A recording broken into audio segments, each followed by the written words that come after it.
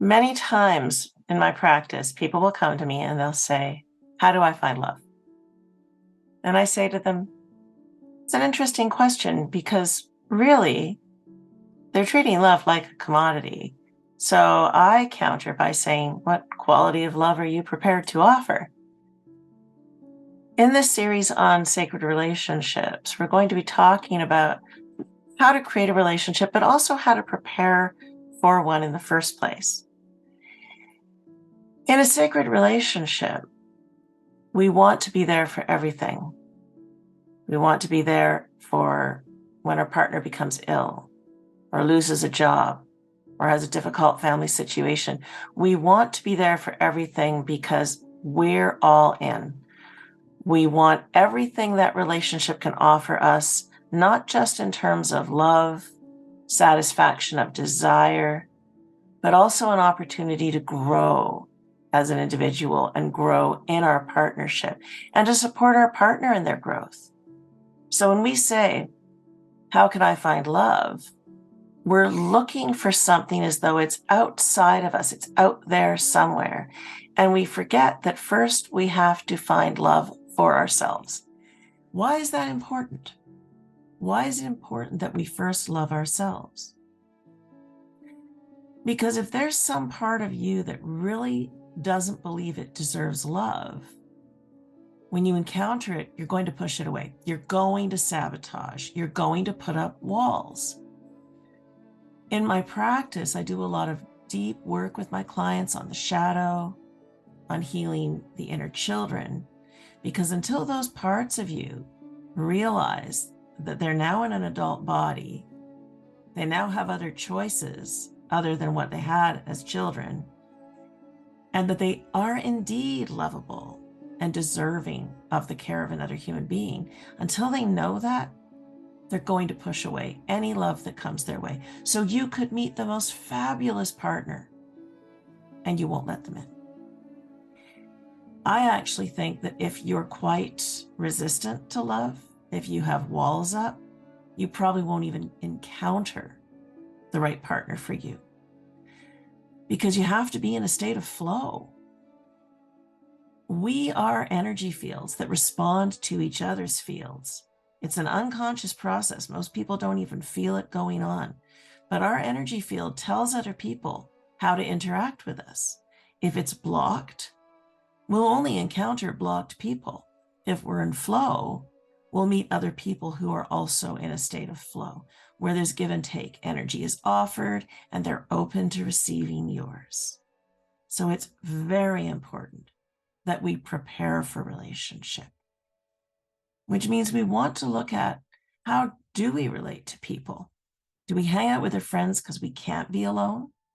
When we are alone, do we have the TV on? Are we doing everything we can to distract ourselves from being in our own company? If that's the case, if you can't be in your own company, how can you really let somebody else see you if you don't even like to see you? So a lot of this is learning to fall back in love with yourself, accepting that you're not perfect. One way you might do that is write down all the things that you think are faults of yours, things you don't like about yourself. And then imagine it's a friend of yours confessing those faults. How would you treat that person? Would you find fault with them? Would you agree that, yes, they're a terrible person? Or would you be more generous?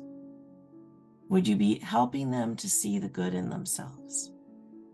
Then that's important to do for yourself. If you can't be a good friend to yourself, you're going to have a hard time letting somebody care for you. To move into a sacred relationship, there has to be enough flow for somebody to notice you. Otherwise, you're like ships passing in the night. That means you have to be able to receive love. You have to be able to give it. And that doesn't mean you have to find the next person you meet and shower them with affection and struggle to let them in. It means that you have to cultivate a state of flow. So when that person comes along, they recognize that energy signature and they can move toward it. How will you know if they're right for you? You'll feel safe to flow with them. You'll feel open. You might have to work through a few internal hiccups because you're not used to that level of flow, but you'll recognize there's enough flow in that person to make it worth doing that work. If somebody makes you feel unsafe, if they cross your boundaries, they're probably not the right reflection for you to flow with. So don't worry about that. Just keep working on yourself.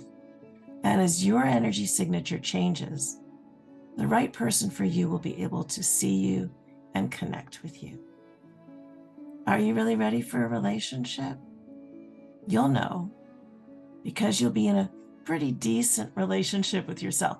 You don't have to have everything resolved, but you have to be at a point where you're willing to look at yourself, sit with yourself and the stuff that's coming up for you, and you're willing to let yourself be seen by somebody else.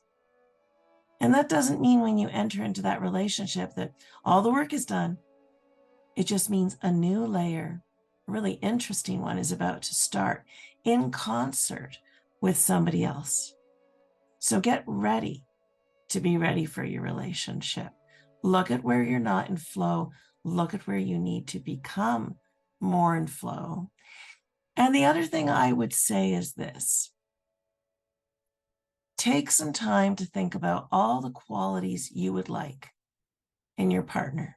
Write them down, make a list, and then circle the ones that you need to work on in yourself. In other words, become what you're looking for. Again, you don't have to have it perfected, but you don't want to lean on somebody else to be what you're not. So if you're looking for somebody who's passionate, how passionate are you? You want them to desire you? Do you desire you? Allowing your energy to flow, feeling beautiful. If there's things stopping you from doing that, that's worth working on. You want somebody who's confident, knows what they want in life, goes for it. How confident are you? How decisive are you? Are you willing to take chances and go for things, even if they might not work out? These are some interesting things to contemplate. So if you want love, start falling back in love with yourself. Write down the qualities. Look at what you need to work on. Don't beat yourself up. Just decide to pick one aspect of yourself and start working on that. Working on becoming in flow. In future podcasts, we're going to talk about resistance. We're going to talk about the ways that we push people away. For now, just start to work with the building blocks of your own personality. Maybe there's a quality about yourself you like, but you feel you could develop further. Choose that one. This is not self-deprecating work. This is about learning to love, appreciate, and honor yourself so that when somebody else comes along, you can do the same for them and you can accept it when they offer that to you as well. So until next time, do those exercises and I'll be back soon with another podcast.